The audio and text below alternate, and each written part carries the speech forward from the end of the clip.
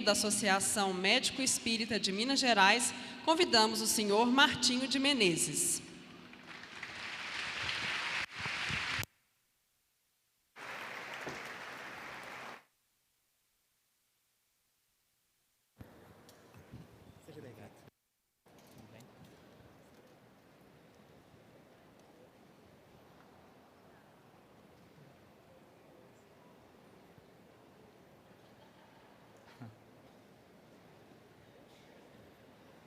Boa tarde a todos e a todas.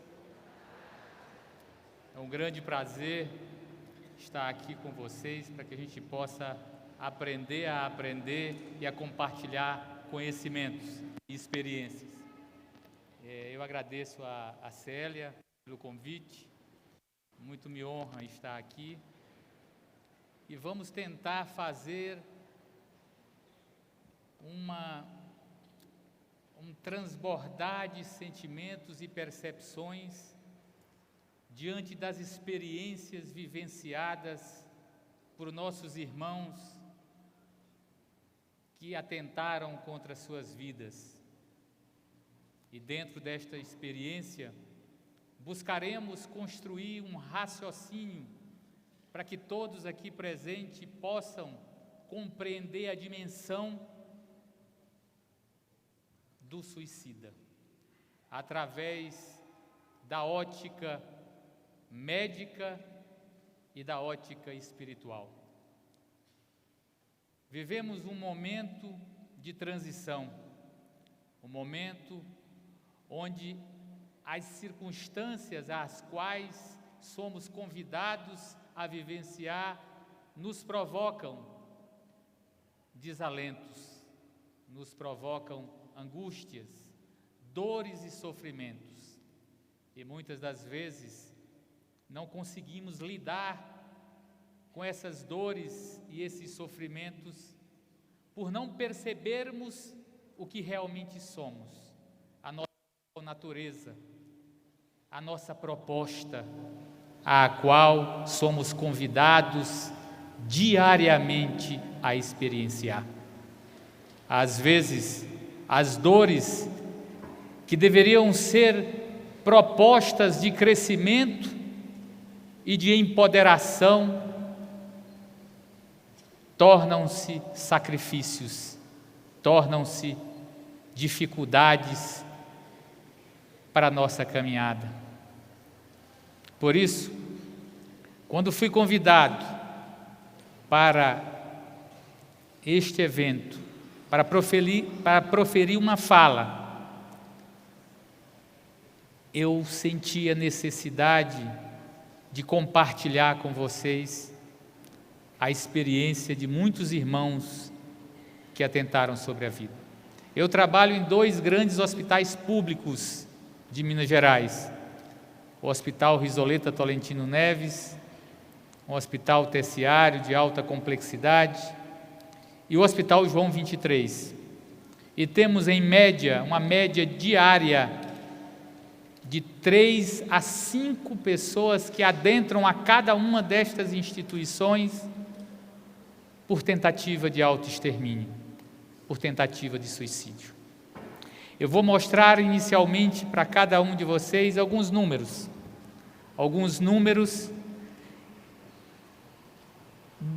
tentando mostrar a perspectiva epidemiológica da situação vivenciada no mundo, no Brasil e em Minas Gerais, para depois contextualizarmos as experiências seguintes.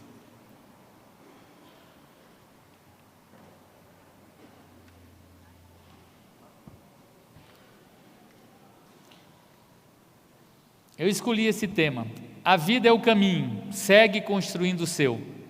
Abordagem epidemiológica, clínica e espiritual do suicídio a partir das influências dos espíritos em nossos pensamentos. Segundo a Organização Mundial de Saúde, o Brasil faz parte de um acordo que até 2020 precisamos reduzir em 10% a mortalidade por suicídio. O Brasil é signatário desse plano de saúde mental lançado em 2013 pela Organização Mundial da Saúde, A redução da taxa de mortalidade faz parte dos Objetivos do Desenvolvimento Sustentável. O Brasil está entre os países que assinou o Plano de Ação em Saúde Mental 2015-2020, lançado pela OPAS, Organização Pan-Americana de Saúde, com o objetivo de acompanhar o número anual de mortes e o desenvolvimento de programas de prevenção. No mundo, nós temos hoje cerca de mais de 800 mil pessoas tiram a sua própria vida. Vocês já imaginaram a dimensão disso?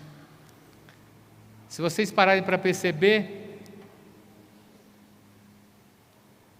quantos habitantes tem aqui? Pedro Leopoldo, 20 mil? 58 mil. 10, quase 20 cidades como Pedro Leopoldo tiram a vida todos os anos no mundo por suicídio. É um número bastante grave. Hoje é considerada a segunda maior causa de mortes entre jovens de 15 a 19 anos.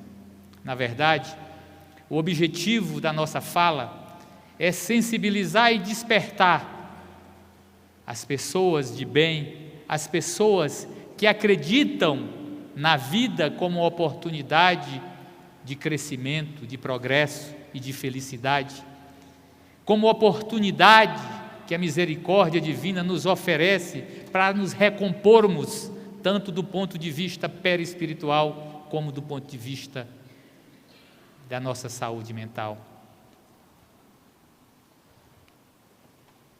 No Brasil, nós temos dados do SINAM, que é o Sistema de Informação sobre Mortalidade, que é um sistema de informação do Ministério da Saúde. E olha que essas informações, elas são próximas da realidade, porque existem o que a gente chama, devido a várias situações do nosso país, de sistemas de informação, subnotificações. Nós temos um número muito grande de subnotificações. Então, acreditamos que esse número seja muito maior do que esse que a gente está apresentando.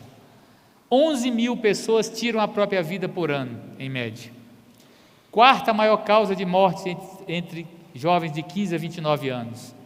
Homens de terceira idade, maior causa, homens, terceira maior causa, entre 15 e 29 anos. Mulheres, oitava causa, entre 15 a 29 anos. 65,6% dos óbitos nessa faixa etária são por causas externas, violências e acidentes. Eu quero informar isso, que nós vamos depois mostrar de uma forma mais didática essa percepção.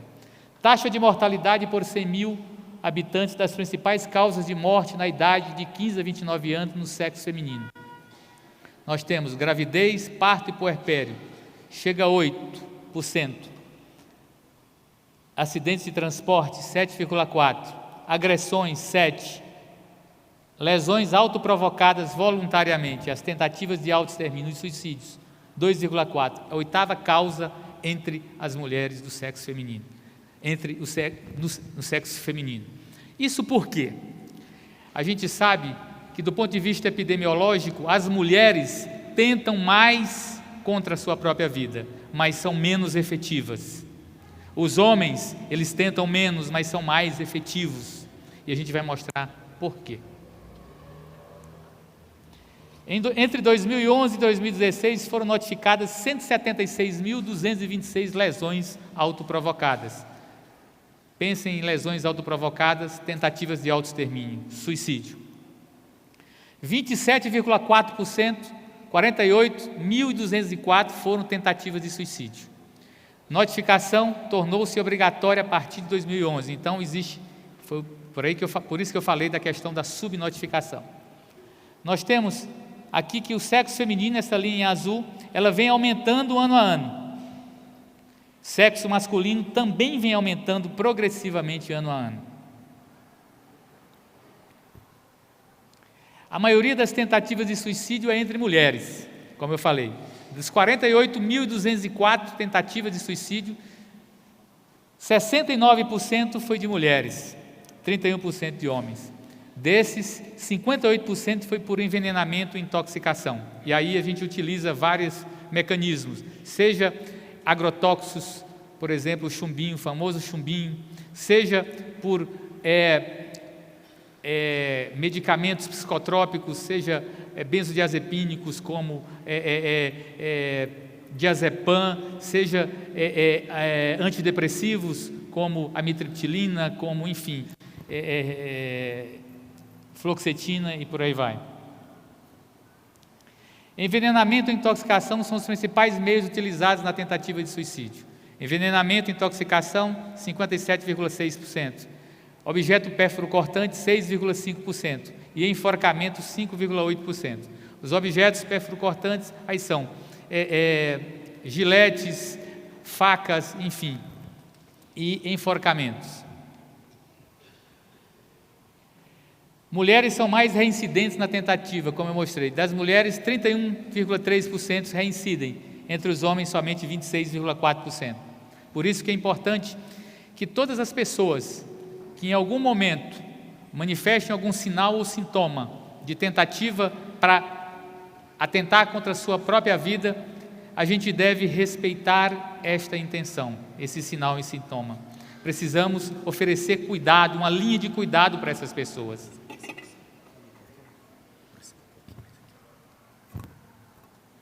Obrigado. Precisamos estar muito atentos a esses sintomas, sinais e sintomas. Por exemplo, tristezas, esses sentimentos de menos-valia, de baixa autoestima, as pessoas que se encontram nessa faixa vibratória e que manifestam o interesse de tirar a sua própria vida, a gente não deve desconsiderar, achar que é alguma coisa boba, que é, desculpem a palavra, uma frescura. Na verdade não é. Na verdade a gente deve estar muito atento a esses movimentos, a esses sinais e sintomas, porque quem manifesta a intenção, em algum momento, ela não vai suportar a sua angústia, a sua dor, a sua necessidade de se manifestar e vai fazer uma tentativa. Homens morrem mais por suicídio. 62.804 mortes por suicídio, 62 por enforcamento. Entre as mulheres, 21% e os homens, 79%. Taxa de mortalidade entre homens é 3,6 vezes maior do que entre as mulheres. Homens 8,7, mulher 2,4, no geral 5,5. A mortalidade é mais prevalente em idosos com mais de 70 anos. É um outro dado importante. Nós sabemos que a nossa população está envelhecendo. Hoje nós temos tecnologias, seja na medicina, no que diz respeito à alimentação, e isso faz com que a população ela viva mais. E vivendo mais, a gente tem observado os estudos epidemiológicos que mostram que os idosos, talvez por se aposentarem, por não ter não ter uma outra atividade que possa agregar valor à sua vida na terceira idade, eles se deprimem, se frustram, e isso gerando angústias, e o que leva às tentativas. E um outro fator importante, o abandono, o abandono da família. A família, infelizmente, é uma realidade no nosso país e no mundo. Abandonam os idosos, aqueles que contribuíram tanto para a sociedade, contribuíram tanto para a formação do que nós somos hoje. Então, não só as famílias, mas como a própria sociedade, como o próprio Estado. Então, isso tudo gera uma angústia, uma frustração que aumenta as tentativas de autoextermínio nessa faixa etária. Nós temos mais de 70 anos, 8,9%, uma faixa etária, um número bem significativo. Entre os indígenas apresentam maiores índices também de mortalidade. Isso, se vocês observarem, masculino 23,1%, feminino entre 7,7% e, de uma forma geral, 15,2%. Isso está relacionado com a aculturação. O índio, ao contato com o homem branco, começa a adquirir seus valores e fazer aquele processo de aculturação. E aí, em algum momento, eles se sentem perdidos, se sentem realmente fora do contexto ao qual ele realmente deveria estar inserido. Então, isso gera muita angústia, frustração por essas questões, fazendo com que a incidência seja muito alta nessa população. A incidência entre os indígenas é maior na faixa entre 10 e 19 anos. 44,8% dos suicídios indígenas ocorreram na faixa etária entre 10 e 19 anos. Proporção de óbitos por suicídio segundo situação conjugal. Solteiro, viúvo e divorciado, nós temos 60,4%. É um número bem significativo. E mostra que as pessoas que têm uma união estável, que são casados, a incidência é bem menor, 31,5%. Isso devemos levar em conta, ou seja, que a questão hoje em que a gente vive, sem a perda de confiança, a perda do respeito realmente aos valores que realmente regem as nossas vidas, fazem com que nessa faixa etária a gente tenha um número maior de tentativas contra a sua própria vida. Enquanto isso, em contrapartida, aquelas pessoas que têm um relacionamento mais estável, elas têm uma oportunidade, uma pessoa para dialogar, para poder realmente enfrentar os seus problemas e a sua caminhada juntos. Isso favorece a uma diminuição nessa tentativa contra a sua própria vida. Proporção de óbitos por suicídio segundo o meio utilizado e sexo. Nós temos enforcamento, como eu falei anteriormente, é o maior número. Nós temos 66,1% entre o sexo masculino, 47% sexo feminino. Intoxicação exógena, que é por medicamentos principalmente, nós temos 13,9% entre os homens e 31,2% entre as mulheres. Isso é um fato importante a gente observar. Hoje nós temos na sociedade uma facilidade muito grande. Todo mundo que tem algum problema de saúde, está triste, está um pouco deprimida, entre aspas, procura um médico e já chegam pedindo uma medicação para tentar vencer aquela angústia, aquela dor. E isso tem gerado um problema, porque os médicos, qualquer profissional médico, não precisa ser um psiquiatra, qualquer área pode prescrever um benzodiazepínico, um ansiolítico, um antidepressivo, e as pessoas às vezes não conseguem realmente entender, ou seja, o que aquela pessoa está querendo mostrar para elas. Então, nem todo mundo que está triste está deprimido, nem todo mundo que está com alguma frustração, ele precisa de uma medicação para poder realmente estabilizar o seu humor. É preciso, às vezes, uma terapia, é preciso ter diálogo, é preciso ter uma aproximação, afeto, carinho. Isso é mais significativo do que a medicação. Então, com essa facilidade e esse grande número de prescrição de medicamentos, tanto ansiolíticos como antidepressivos, principalmente para as mulheres, isso tem ocorrido um grande número de tentativas de autoextermínio com essa população. Armas de fogo, masculino 10%, feminino 4%. Outros 10% e 17,9% feminino. Fatores de risco e de proteção para o suicídio. Nós temos no Brasil um sistema, na saúde pública brasileira, um sistema chamado CAPS, que é o Centro de Apoio Psicossocial. Esses centros, eles têm a finalidade de todo paciente que for encaminhado da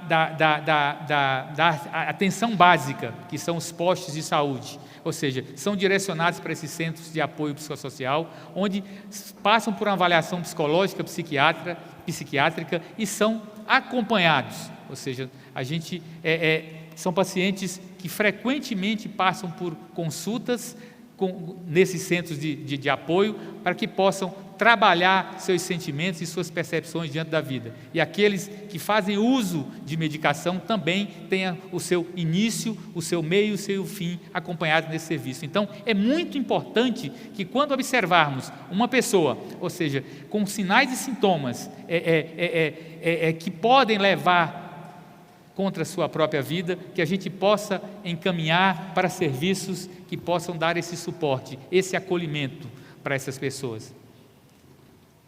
E a gente observa que as pessoas que são encaminhadas para esses serviços, 14% a gente consegue reduzir, o risco e as tentativas de autoextermínio. Então é muito significativo.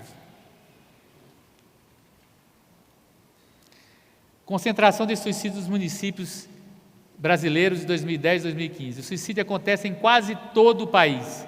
A região sul concentra 23% dos suicídios do Brasil e 14% da população, enquanto que o sudeste concentra 38% dos suicídios e 42% da população. Então nós temos uma alta concentração de suicídio nos municípios de cor vermelha e município em azul não tem suicídio registrado. Se vocês observarem, são as regiões mais desenvolvidas do país, região sul e sudeste. Então é muito importante que a gente tenha uma atenção para desenvolver do ponto de vista tecnológico, do acesso à informação, do acesso a bens materiais, mas ao pouco a gente tem observado que essas regiões, por esse grande número de desenvolvimento nessas áreas, têm se perdido numa área muito importante, a área do afeto, a área do acolhimento, a área da escuta qualificada. E isso faz com que as pessoas não consigam realmente exprimir seus sentimentos de uma forma, compartilhar suas dores e os seus sofrimentos sem uma crítica, porque as pessoas não têm tempo para escutar, não têm tempo para dialogar, e isso é muito preocupante. Taxa de mortalidade por suicídio na população adulta. Nós temos aí alguns dados de alguns municípios. Enfim, entrando numa outra, passando da questão epidemiológica, vamos entrar em algum outro conceito importante para que a gente possa realmente entender esse processo de adoecimento que a gente está vivendo. O principal desejo, saúde, em busca da saúde, admitem que estão doentes, já se perguntaram por quê, querem a solução, estão dispostos a atacar as causas? Será que a saúde física perfeita é sempre desejável? Saúde é igual equilíbrio, é igual harmonia. Doença é igual desequilíbrio, desarmonia. O que é que está desequilibrado, em desarmonia? O que é realmente saúde? Segundo Emmanuel, em O Consolador, para o homem da terra, a saúde pode significar o equilíbrio perfeito dos órgãos materiais. Para o plano espiritual, todavia, a saúde é a perfeita harmonia da alma. André Luiz, entre a terra e o céu, ele fala que a medicina há de considerar o doente como um todo psicossomático, se quiser realmente investir-se da arte de curar. Joseph Kleber, em Medicina da Alma, nos aponta que um conceito mais amplo da vida, um modelo energético supradimensional do homem e do universo, com sua realidade espiritual e eterna, não poderá mais ser ignorada por meus irmãos estudiosos e cientistas. E aí, percebendo de uma forma mais ampliada um conselho holístico de saúde, nós temos esses 3 itens que são fundamentais na compreensão do que vem a ser saúde e doença. Pluralidade da vida, reencarnação, princípios do karma, a lei de causa e efeito, espírito, alma, perispírito e corpo físico. Reencarnação são as causas anteriores, a origem dos verdadeiros desequilíbrios físicos, emocionais e psicológicos. É importante que a gente esteja atento a esse conceito. É claro que as causas anteriores, as nossas experiências reencarnacionistas em outras vidas, contribuem muito para a nossa existência atual, para o nosso adoecimento. Mas é importante que a gente compreenda a real dimensão do que realmente somos. Somos espíritos imortais, somos espíritos investidos num corpo material, em busca de alegria, em busca de felicidade, em busca de progresso. E para que a gente possa ter esta alegria, esta felicidade, este progresso, é preciso que aceitemos, que sejamos resignados às leis divinas, que possamos impulsionar em nossas vidas sentimentos que transformem, que alimentem percepções que nos elevem, que nos mantenham em vibrações que nos elevem, não em vibrações que nos aprisionam, que nos amarram, que são principalmente as relacionadas ao nosso egoísmo, ao nosso orgulho e à nossa falta de auto-amor. Jesus Cristo nos fala: a semeadura é livre, porém a colheita é sempre obrigatória. De um lado, o livre-arbítrio do homem em evolução, do outro lado, a justiça infalível da lei universal divina. O que sofremos de dor ou carência hoje é efeito de causas anteriores, causas recentes ou muito antigas. Todo o contexto é para o nosso aprendizado. A pessoa boa que sofre sem causas aparentes parece não merecer suspensão temporária da cobrança ou bloqueio? O espiritismo não visa a cura física do ser humano, e tampouco os espíritos intentam competir com a medicina terrena, mas nosso campo de trabalho é o espírito imortal. Joseph Kleber.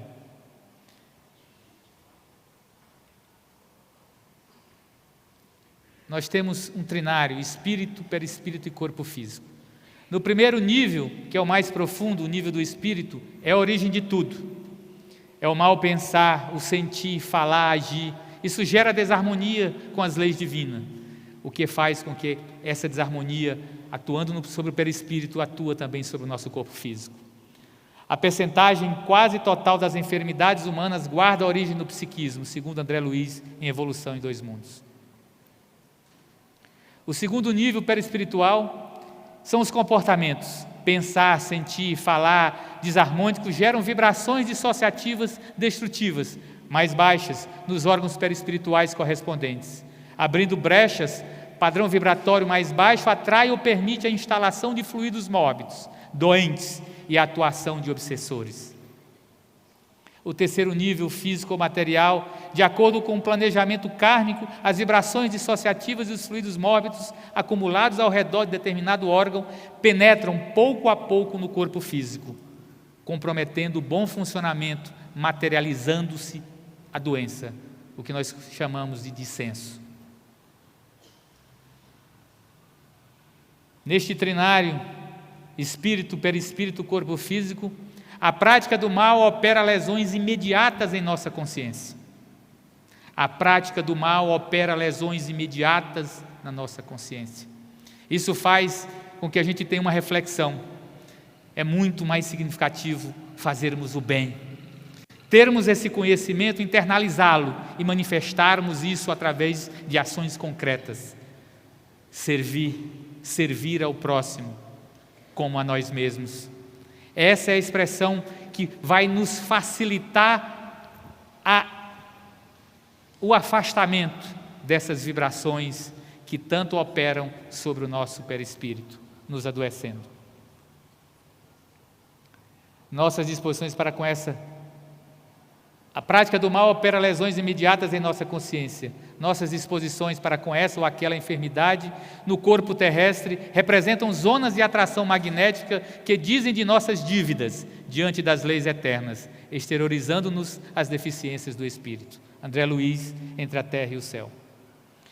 A dor é característica evolutiva, por enquanto indispensável ao progresso das criaturas. Joseph Kleber, Medicina da Alma. 3 aspectos, segundo André Luiz, em ação e reação: dor evolução, dor expiação, resgate e dor auxílio. A dor evolução é a metamorfose da lagarta para a borboleta, nascimento e crescimento, respeito ao corpo, alimentação e exercícios. A dor expiação, o resgate é a colheita, enfermidades kármicas com caráter compulsório e muitas vezes irreversíveis do ponto de vista material. A dor auxílio, proteção e educação.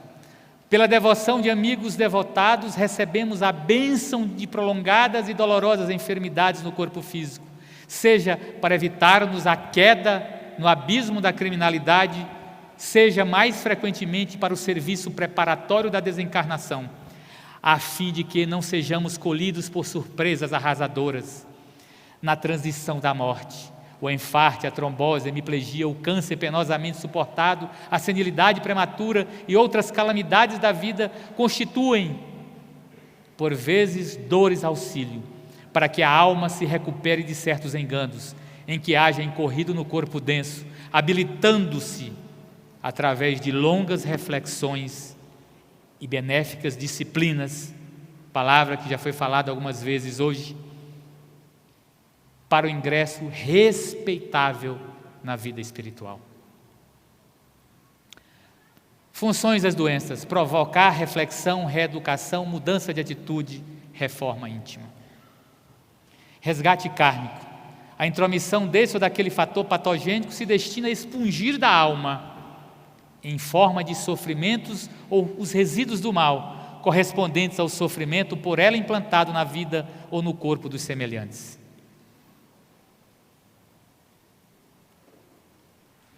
Drenagem, limpeza do perispírito. A carne é também uma espécie de carvão milagroso, absorvendo-nos os tóxicos e resíduos de sombra que trazemos no corpo substancial. É o mata-borrão da alma, segundo André Luiz, Entre a Terra e o Céu. Doenças da alma: a ira, cólera, ódio, orgulho, a preguiça, a avareza, o egoísmo, a maledicência, a cobiça, a inveja, a gula, a falsidade, mentira, os desvarios do sexo, luxúria, as viciações de vários matizes. Emmanuel, em O Consolador, nos coloca que gênio milagroso te doará o equilíbrio orgânico, se não sabes calar, se não ajudas, nem compreendes, se não te humilhas para os desígnios superiores, nem procuras harmonia com os homens.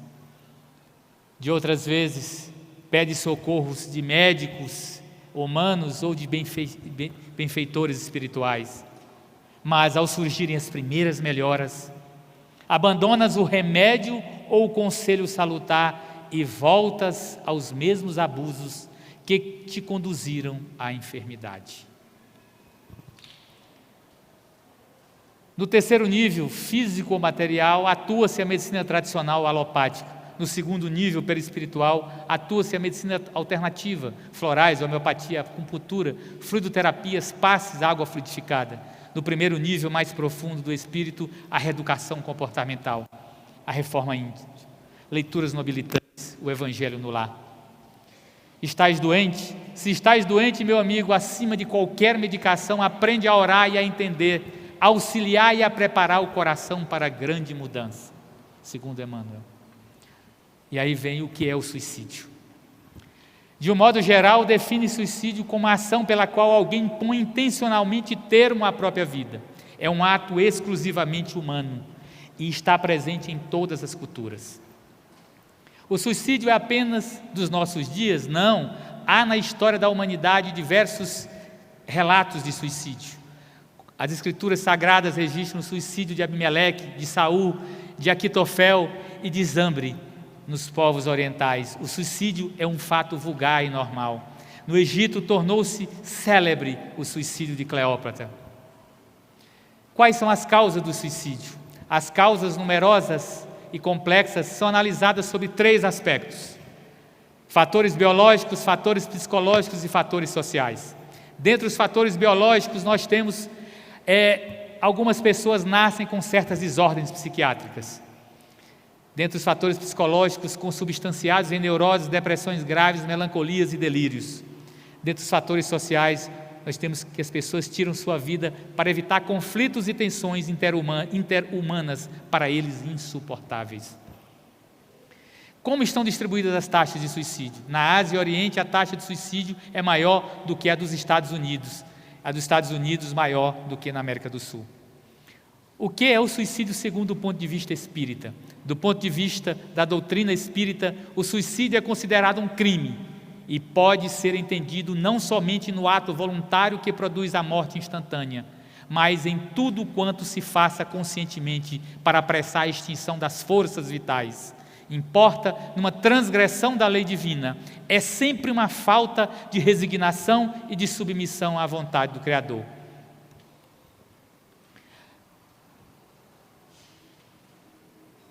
As causas do suicídio patológico estão nas perturbações mentais, depressões graves, melancolias, desequilíbrios emocionais, obsessões, delírios crônicos.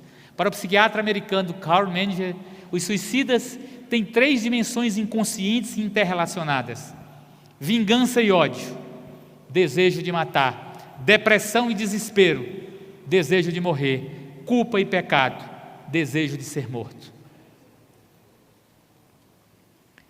Para Émile Durkheim, há 3 tipos de suicidas. Émile Durkheim era um sociólogo francês.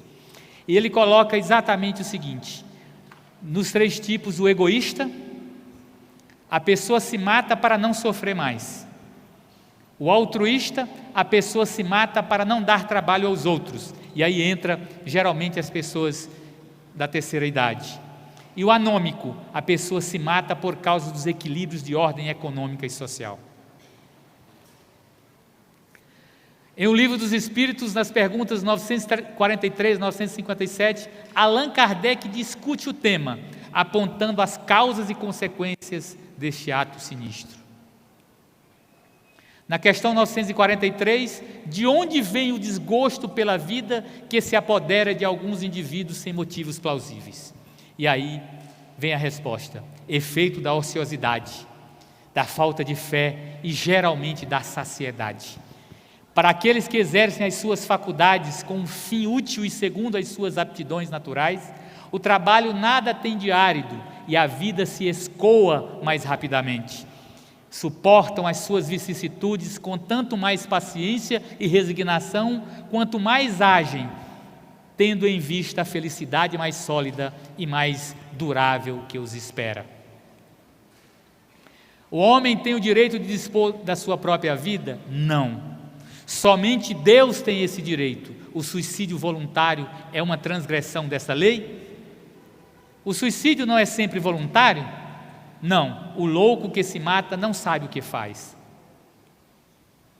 O que pensar do suicídio que tem por causa o desgosto da vida? Insensatos. Porque não trabalhavam, a existência não lhes teria sido tão pesada. Que pensar do suicida que tem por fim escapar às misérias e às decepções deste mundo? Pobres espíritos que não tiveram a coragem de suportar as misérias da existência. Deus ajuda os que sofrem e não aos que não têm força nem coragem. As tribulações da vida são provas ou expiações. Felizes os que as suportam sem se queixar, porque serão recompensados. Infelizes, ao contrário, os que esperam uma saída nisso que na sua impiedade chamam de sorte ou de acaso. A sorte ou o acaso, para me servir de sua linguagem, podem de fato favorecê-los por um instante, mas somente para lhes fazer sentir mais tarde e de maneira mais cruel o vazio de suas palavras. Os que levaram o desgraçado a esse ato de desespero sofrerão as consequências disto? Ó infelizes deles, porque responderão por um assassínio. O homem que se vê às voltas com a necessidade e se deixa morrer de desespero, pode ser considerado como suicida? É um suicida, mas os que o causaram ou que o poderiam impedir são mais culpáveis que ele, a quem a indulgência espera. Não acrediteis, porém, que seja inteiramente absorvido se lhe faltou a firmeza e a perseverança, e se não fez uso de toda a sua inteligência para sair das dificuldades. Infeliz dele, sobretudo, se o seu desespero é filho do orgulho, quero dizer, se é um desses homens em que o orgulho paralisa os recursos da inteligência e que se envergonhariam se tivessem de dever a existência ao trabalho das próprias mãos, preferindo morrer de fome a descer do que chamam a sua posição social. Não há 100 vezes mais grandeza e dignidade em lutar contra a adversidade, em enfrentar a crítica de um mundo fútil e egoísta, que só tem boa vontade para aqueles a quem nada falta, e que vos volta às costas quando dele necessitais. Sacrificar a vida à consideração desse mundo é uma coisa estúpida, porque ele não se importará com isso. O suicida que tem por fim escapar à vergonha de uma ação má é tão repreensível como o que é levado pelo desespero? O suicídio não apaga a falta. Pelo contrário, com ele aparecem duas em lugar de uma. Quando se teve a coragem de praticar o mal, é preciso tê-la para sofrer as consequências. Deus é quem julga, e segundo a causa, pode às vezes diminuir o seu rigor. O suicídio é perdoável quando tem por fim impedir que a vergonha envolva os filhos ou a família? Aquele que assim age não procede bem, mas acredita que sim, e Deus levará em conta a sua intenção, porque será uma expiação que a si mesmo se impôs. Ele atenua a sua falta pela intenção, mas nem por isso deixa de cometer uma falta. De resto, se abolirdes os abusos da vossa sociedade e os vossos preconceitos, não tereis mais suicídios.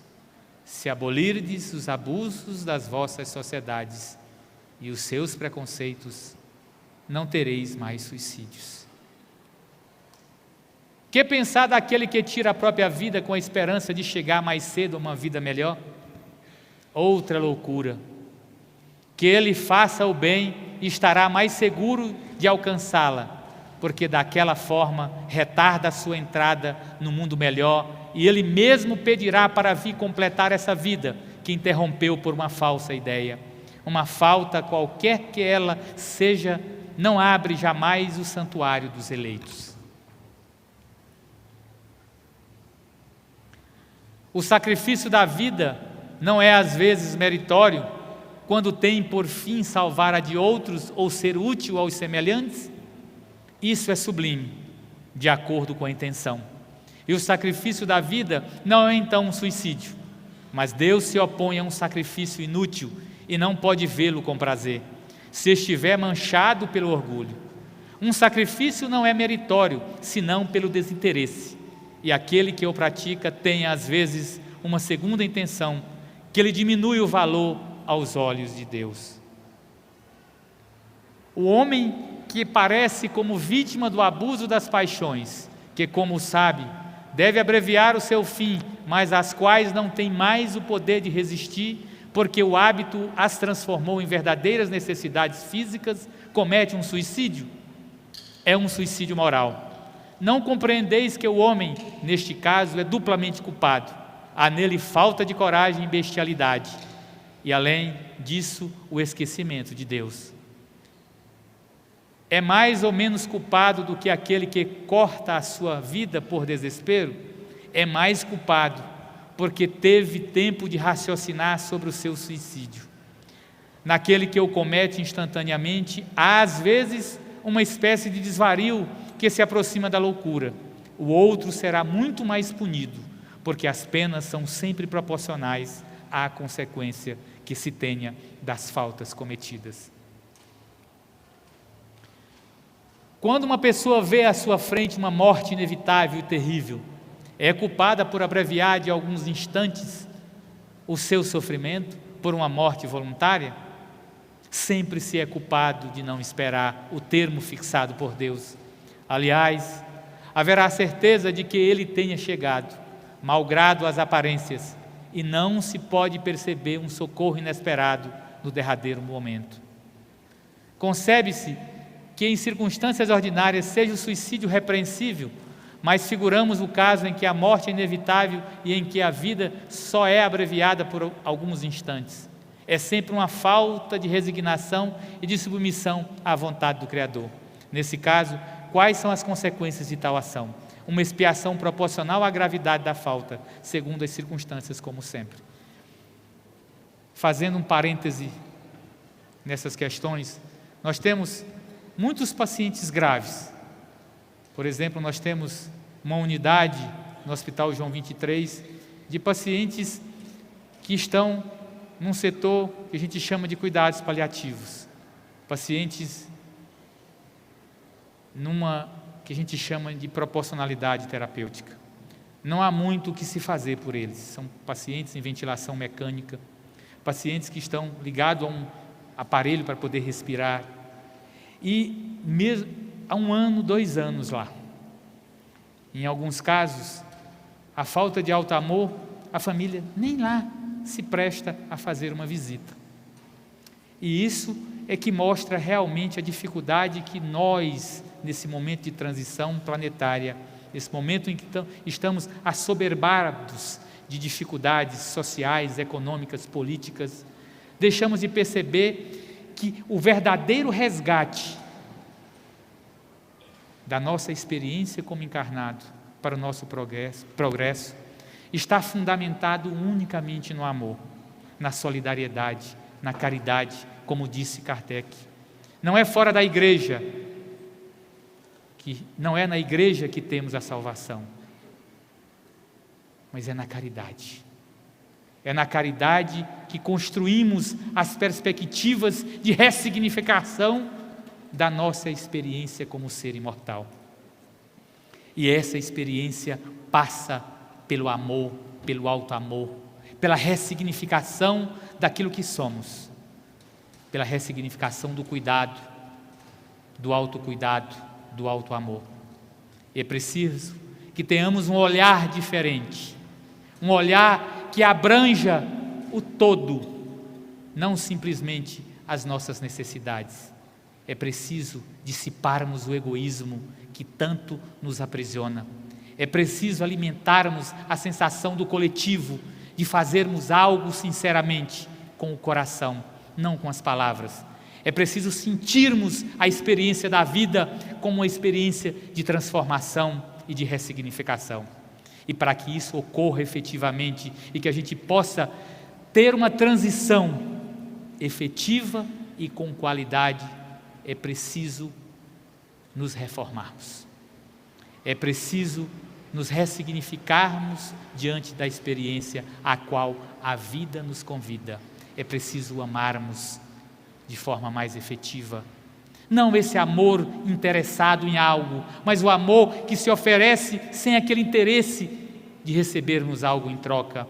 É preciso trabalharmos constantemente o nosso olhar para a vida em comunhão e em harmonia com o Criador.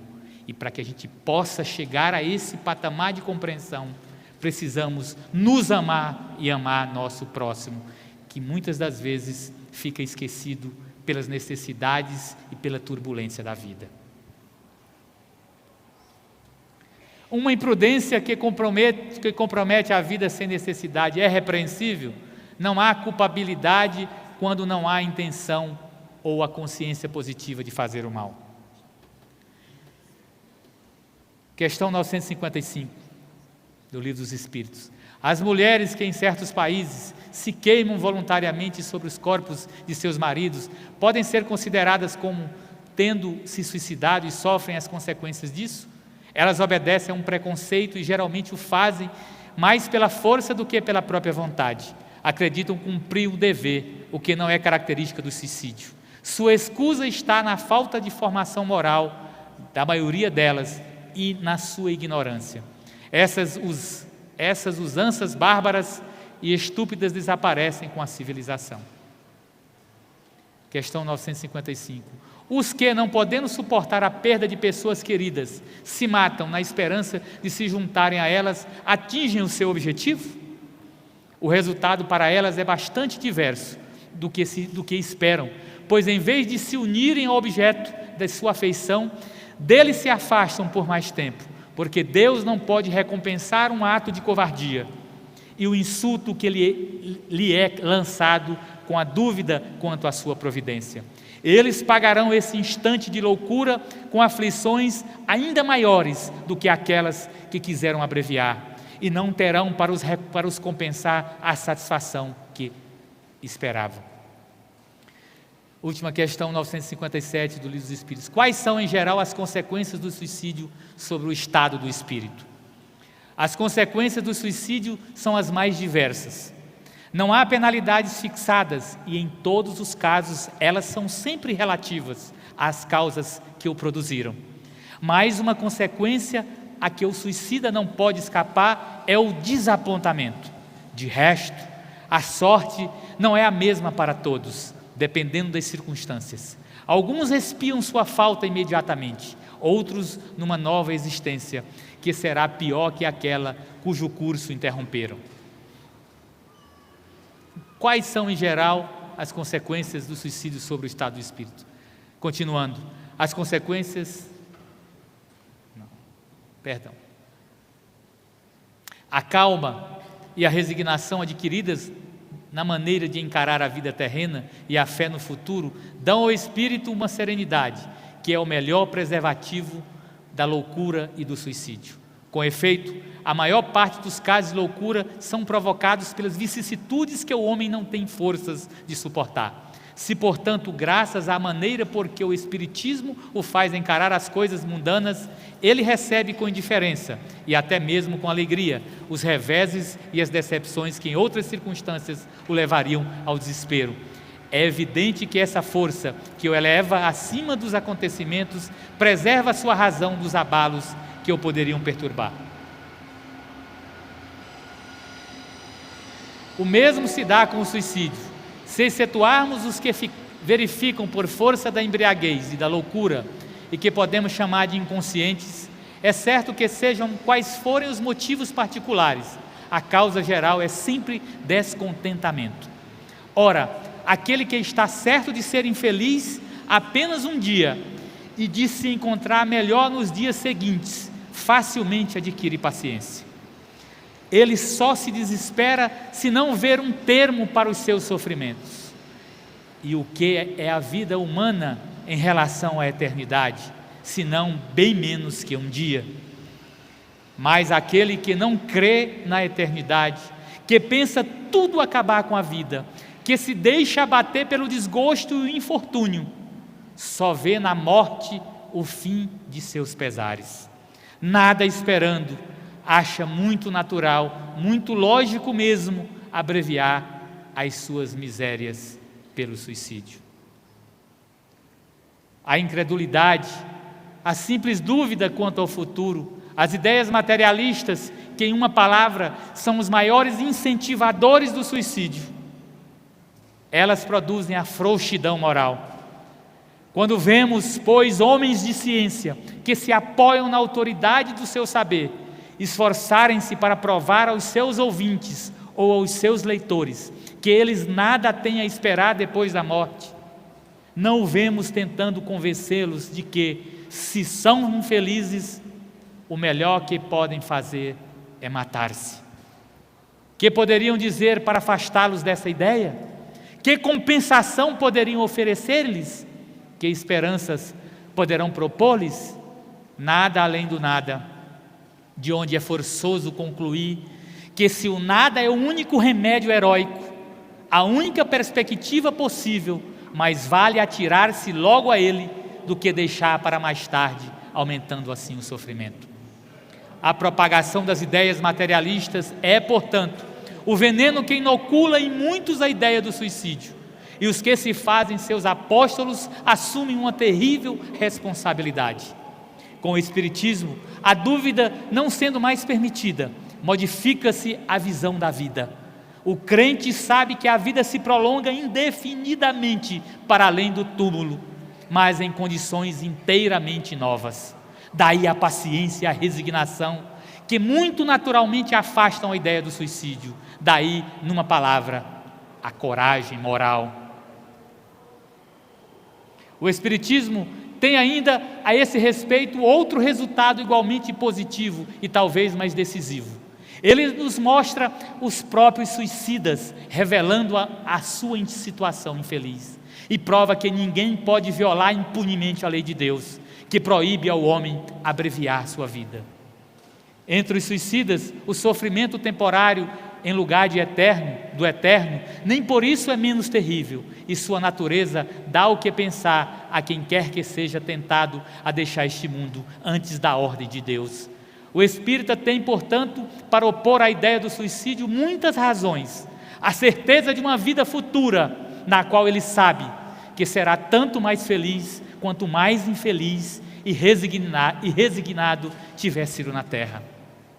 A certeza de que, abreviando sua vida, chega a um resultado inteiramente contrário ao que esperava, que foge de um mal para cair noutro ainda pior, mais demorado e mais terrível, que se engana ao pensar que, ao se matar, irá mais depressa para o céu, que o suicídio é um obstáculo à reunião no outro mundo com as pessoas de sua afeição, que lá espera encontrar. De tudo isso resulta que o suicídio, só lhe oferecendo decepções, é contrário aos seus próprios interesses. Por isso, o número de suicídios que o Espiritismo impede é considerável. E podemos concluir que, quando todos forem espíritas, não havendo mais suicídios conscientes, comparando, pois, os resultados das doutrinas materialistas e espírita sob o ponto de vista do suicídio, vemos que a lógica de uma conduz a ele, enquanto a lógica de outra o evita, o que é confirmado pela experiência. Em O Céu e o Inferno, capítulo 5, há relatos dos próprios suicidas sobre o seu estado feliz na erraticidade.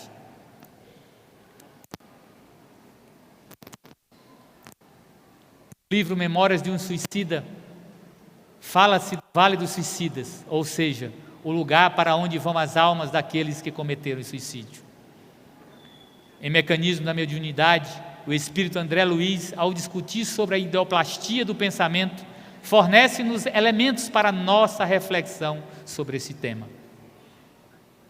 E aí, vemos numa oração, que é a oração que propomos para iniciarmos a nossa ressignificação como seres imortais. Seres que devemos amar a vida, que devemos amar a oportunidade que a misericórdia divina nos faculta de crescermos, de nos empoderarmos e de nos resgatarmos dos nossos equívocos. Senhor, fazei-me instrumento da vossa paz. Onde houver ódio, que eu leve o amor. Onde houver ofensa, que eu leve o perdão. Onde houver discórdia, que eu leve a união. Onde houver dúvida, que eu leve a fé. Onde houver erro, que eu leve a verdade. Onde houver desespero, que eu leve a esperança. Onde houver tristeza, que eu leve a alegria. Onde houver trevas, que eu leve a luz.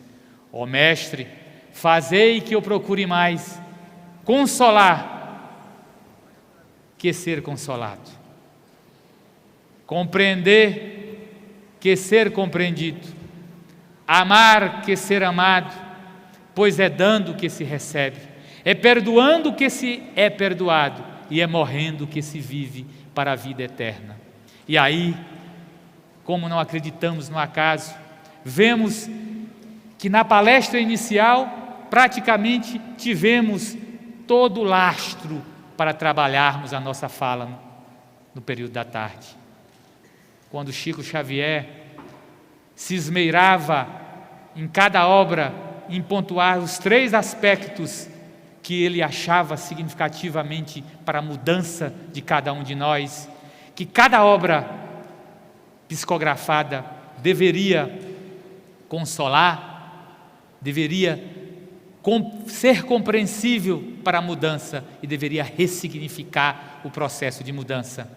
Aí vemos que o resultado de tudo isso é o amor. Só com amor conseguimos ressignificar a nossa existência.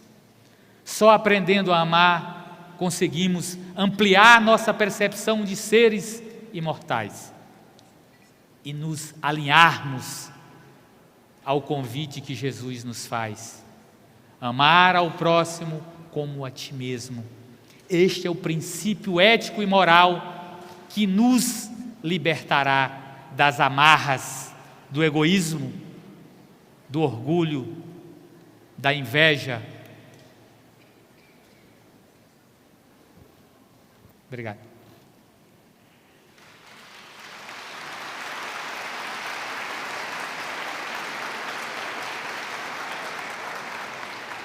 Eu queria, para finalizar, pegar essa fala, já que o Divaldo virá amanhã para fechar, para ver a percepção do Divaldo, da Joana de Ângeles, sobre esse tema.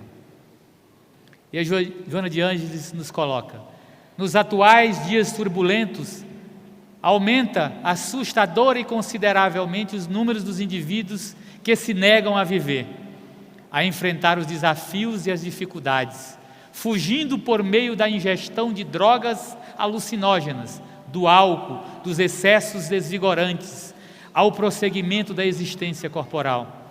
Ao lado desses programas de autodestruição, surgem os casos dos suicídios psicológicos, nos quais as suas vítimas se enredam nas teias da depressão, da paranoia, da psicose, da esquizofrenia, sem valor moral para enfrentar os problemas e dificuldades que fazem parte da vida.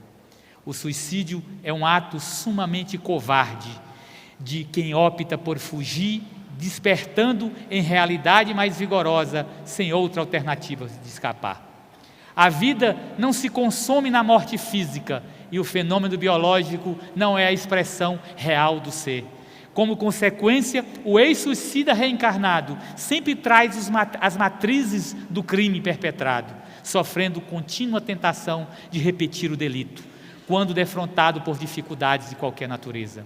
É cômodo e trágico fugir psicologicamente da vida, jamais o conseguindo realmente. Por outro lado, aparecem indivíduos que se aferram aos objetivos que se lhes apresentam como vida.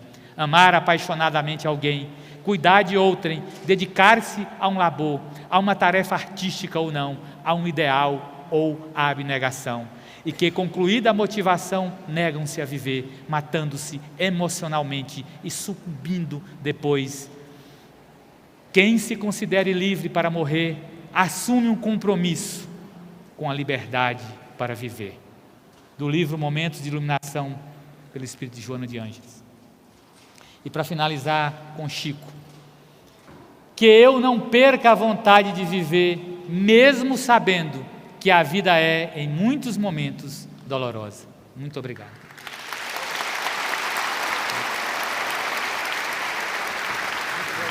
Agradecemos e parabenizamos o senhor Martinho de Menezes, que com tanta abnegação e experiência nos trouxe valiosos ensinamentos.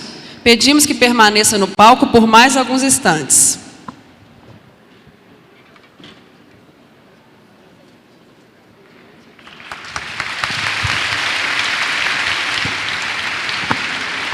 E atenção, devido ao atraso no almoço, não faremos o intervalo.